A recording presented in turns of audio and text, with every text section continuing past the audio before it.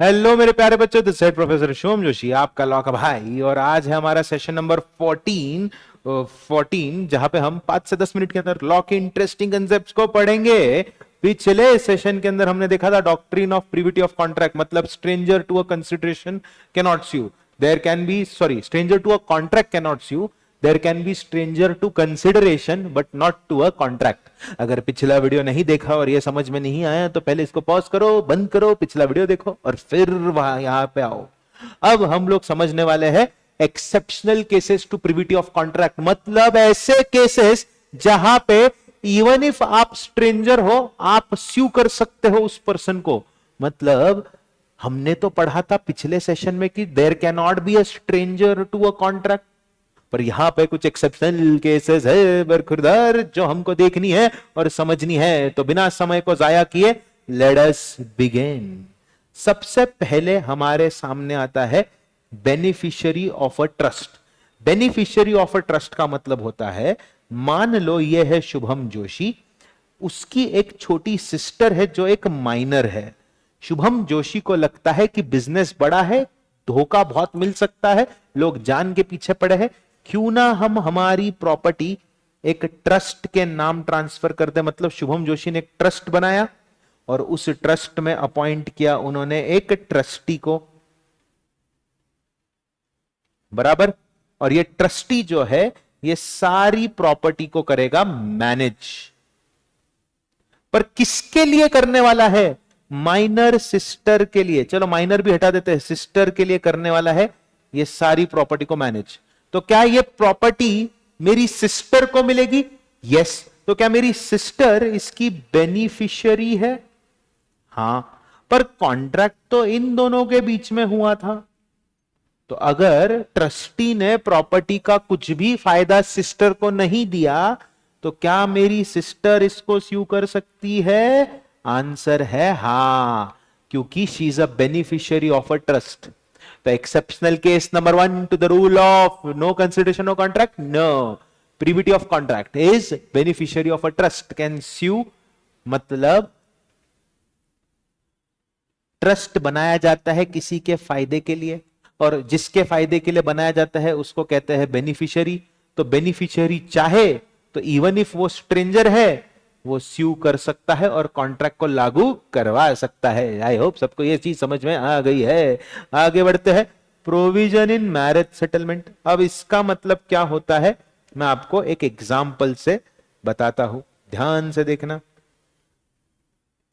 एक stranger to a contract can sue on contract where a provision is made for him in marriage settlement. इसका मतलब यह होता है कि एक लड़का होता है और एक लड़की के फादर होते हैं। लड़का जो होता है वो अपनी लड़की के फादर को बोलता है, मैं माफी चाहता हूं ससुर जी, मेरी वजह से आपकी बेटी को बहुत तकलीफ हुई, पर अब मैं कसम खाता हूं कि आपकी बेटी को मेरी तरफ से तकलीफ नहीं होगी, और अगर तकलीफ हुई और वो अकेले जाके रहती है तो उसका रहने का खर्चा मैं उठाऊंगा। ये कॉन्ट्रैक्ट किसके बीच में हुआ? Son in law and father in law के बीच में हुआ, बराबर। क्या बेटी को अगर पति ने फिर से परेशान किया और बेटी अलग जाके रहती है तो क्या बेटी अपने पति से पैसा मांग सकती है? जी हां, क्योंकि यहां पे हमने प्रोविजन बनाई थी मैरिज सेटलमेंट के लिए, और यहां पे बेटी even if she is stranger to a contract, क्योंकि कॉन्ट्रैक्ट तो इन दोनों के बीच में हुआ, वो अपने पति को स्यू कर सकती है और पैसा ले सकती है। Is this clear to you all? I hope सबको समझ में आ गया है। नेक्स्ट पॉइंट आता है प्रोविजन फॉर मेंटेनेंस और marriage expense of female member under a family arrangement. अब मैं ये आपको एक एग्जांपल के रूप में बताता हूं कैसा है, ऊपर वाले एग्जांपल से सिमिलर है, ध्यान से देखना, सबको मजा भी आएगा। एक होता है फादर, उसकी होती है एक बेटी, बेटी की शादी होने वाली है और यह है बेटी के फादर इन लॉ, यानी ससुर जी, और यह है हस्बैंड। ठीक है। अब बेटी के फादर बोलते हैं मैं आपको 5,000 रुपया पर मंथ पे करूंगा, शादी के बाद आप मेरी बेटी का एजुकेशन कराना, फॉर डॉटर्स एजुकेशन। किसने किसके साथ कॉन्ट्रैक्ट किया? लड़की के फादर ने लड़की के ससुर जी के साथ, फादर इन लॉ के साथ कॉन्ट्रैक्ट किया, हाँ या ना? अब लड़की के फादर की डेथ हो गई, लड़की को फादर के डेथ के बाद पता चला कि मेरे पिताजी ने 5 साल तक मेरे ससुर को 5,000 रुपया दिया। क्या बेटी अपने ससुर को स्यू कर सकती है या कॉन्ट्रैक्ट को एनफोर्स करा सकती है? The answer is yes. Is this clear to you all? Is this clear? तो अगर हमने कोई प्रोविजन बनाई है फॉर मैरिज और maintenance of a female member of family, ठीक है, तो फीमेल मेंबर जो है वो एनफोर्स कर सकती है promise even though she is a stranger to contract. Is this clear? यहां पे इन्होंने बात किया है partition of Hindu undivided family business. मतलब अगर एचयूएफ का बिजनेस टूट रहा है, भाई लोग सेपरेट हो रहे हैं, एक भाई की डेथ हो चुकी है, तो उसकी बीवी को उसके पति का शेयर मिलेगा, ये यहां पे लिखा हुआ है। नेक्स्ट आता है assignee of contract. Assignee of contract का सिंपल एग्जांपल है नॉमिनी। मतलब ये कि मैंने लाइफ इंश्योरेंस पॉलिसी निकाली और नॉमिनी बना दिया अपनी वाइफ को। मैं इंश्योरेंस पॉलिसी निकाला, नेशनल इंश्योरेंस पॉलिसी मैंने अपने नाम पे निकाला, पर नॉमिनी बने अपनी वाइफ को। अगर मुझे कुछ हो गया तो पैसा किसको मिलेगा? मेरी बीवी को मिलेगा। पर अगर तुम थोड़ा सा दिमाग लगाओ तो शुभम जोशी सर का कॉन्ट्रैक्ट हुआ है एलआईसी के साथ, हाँ या ना? अब शुभम जोशी तो नहीं रहे, तो क्या शुभम जोशी की वाइफ जो एक स्ट्रेंजर है, क्या वो एलआईसी को स्यू कर सकती है? इसका आंसर इज यस। सबको समझ में आया क्या? I hope this is crystal clear to each and every one of you. काफी इजी, काफी आसान, कोई रॉकेट साइंस नहीं है, ठीक है। असाइनी ऑफ कॉन्ट्रैक्ट, तो अगर benefits of a contract assign किए हैं तो असाइनी जो है वो एनफोर्स कर सकता है benefit even though he is not a party to the contract. I hope this is crystal clear to everyone. फिर हम लोग आते हैं, यस इधर तक ही है, यस, फिफ्थ पॉइंट पे एक्नॉलेजमेंट ऑफ लायबिलिटी। अब क्या होता है, ध्यान से सुनना, ठीक है। इसको समझने के लिए आपको एक एग्जाम्पल को ध्यान से सुनना पड़ेगा, ठीक है। मैं एक एग्जाम्पल डायग्रामेटिकली आपको बना के दिखाता हूं, ठीक है। ए ने बी से लोन लिया, ए ने बी से लोन लिया ऑफ ₹100, ठीक है। यह था नंबर 1। यह है सी। सी ने ए को बोला तू चिंता मत कर, आई विल पे लोन मनी। चलो एक काम करते ना, सी दोस्त है, सी को पता चला कि ए अपना जो दोस्त है उसने लोन लिया है किसी से, तो सी क्या करता है, बी को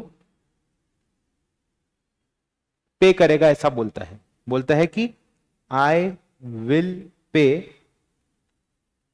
₹100 to you on behalf of my friend. तो अगर आप इस एग्जाम्पल को ध्यान से देखो, ए ने बी को 500 दिए टू बी गिवन टू सी, ठीक है।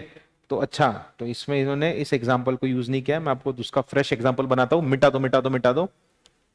ए है, बी है, सी है, सी ने लोन दिया है ए को। ए ने क्या किया, 500 का लोन दिया, ए ने क्या दिया, 500 रुपए दे दिए बी को और बोला गिव इट टू सी।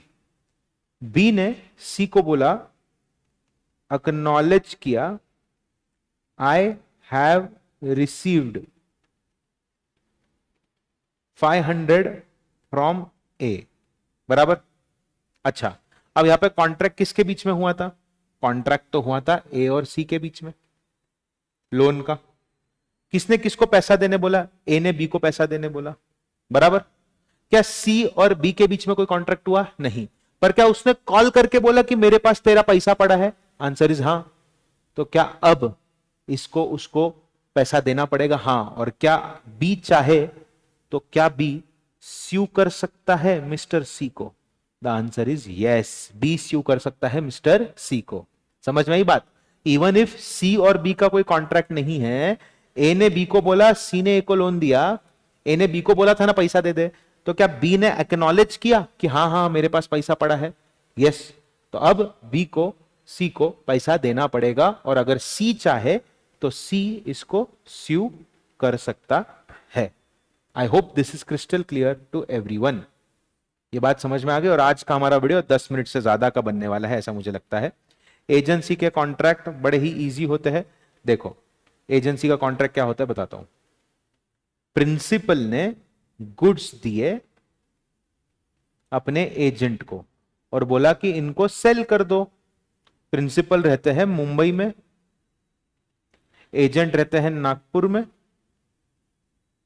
उन्होंने माल बेचा मिस्टर एक्स को, एक्स ने इसका पेमेंट नहीं किया। क्वेश्चन ये है, क्या पी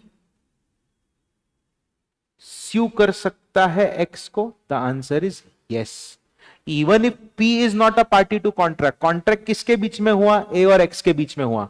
पर क्या ए अपने मालिक का एजेंट बन के काम कर रहा था? हाँ। तो यहां पे मालिक के पास यह अधिकार है कि वो एजेंट ने काम किया मतलब मैंने काम किया। कोई फसित पर एलम फसित पर से, मतलब अगर मैं अपना काम किसी और से करवा रहा हूं तो इसका मतलब है कि वो काम मैं खुद ही कर रहा हूं। I hope this is crystal clear to everyone. तो सिंपल भाषा में इसका मतलब क्या हुआ बच्चों? इसका मतलब यह हुआ कि हम लोग एज प्रिंसिपल उसको स्यू कर सकते हैं, एंड वाइस वर्सा। मतलब एजेंट के साथ एक्स ने कॉन्ट्रैक्ट किया, एजेंट ने माल नहीं बेचा, तो एक्स हमको स्यू कर सकता है इवन इफ हम डायरेक्ट पार्टी नहीं है टू कॉन्ट्रैक्ट। आई होप आपको यह चीज समझ में आ गई है। अगर डाउट आता है तो कमेंट कर देना डाउट, मैं आपके डाउट जरूर जरूर सॉल्व कर दूंगा। तो आई होप आपको एजेंसी वाला पार्ट भी समझ में आ गया। कॉन्ट्रैक्ट जहां पे एजेंट ने एंटर किया है अपने प्रिंसिपल के बिहाफ पे, उसको प्रिंसिपल लागू करवा सकता है even if he is not a party to contract. मतलब वही जो मैंने पहला एग्जांपल दिया ना, कि पहले एग्जांपल में मैंने क्या बताया आपको? माल बेचा एजेंट ने। माल किसने बेचा? एजेंट ने माल बेचा, बराबर। पैसा नहीं दिया, तो क्या मालिक यानी प्रिंसिपल यानी पी स्यू कर सकता है एक्स को? हाँ, इवन इफ कॉन्ट्रैक्ट इनके बीच में हुआ था। P is stranger and still he can sue mister X. Easy peasy lemon squeezy. ये भी क्लियर हो गया। लास्ट में आता है, प्रॉमिस किया कि आप कंपनसेट करोगे किसी को पास्ट वॉलंटरी सर्विसेज के लिए। अब देखो यहां पे ये पॉइंट आना नहीं चाहिए एक्चुअली, क्योंकि ये पार्ट है नो कंसिडरेशन नो कॉन्ट्रैक्ट का, ठीक है। तो हमारे सारे पॉइंट्स होते हैं यहां पे खत्म, ठीक है। Exception promise to compensate for past voluntary service यहां पे आना नहीं चाहिए। मैं आपको ये एक्सप्लेन कर देता हूं। देखो, अगर मैंने आपको प्रॉमिस किया विदाउट कंसिडरेशन तो वो वैलिड माना जाएगा। अगर मैंने प्रॉमिस किया कि मैं कंपनसेट करूंगा पूरा या पार्ट में, this falls under the exceptional case of no consideration no contract. तो इसको रीड करने की जरूरत नहीं है। 6 पॉइंट्स है, आपको ये 6 पॉइंट्स याद रखने हैं। आई होप आपको सबको समझ में आ गया। अब मिलेंगे अगले वीडियो में which will be video number 15। तब तक के लिए take care everyone, bye bye. Professor Shivam Joshi और लॉ का भाई फॉर यू, बाय।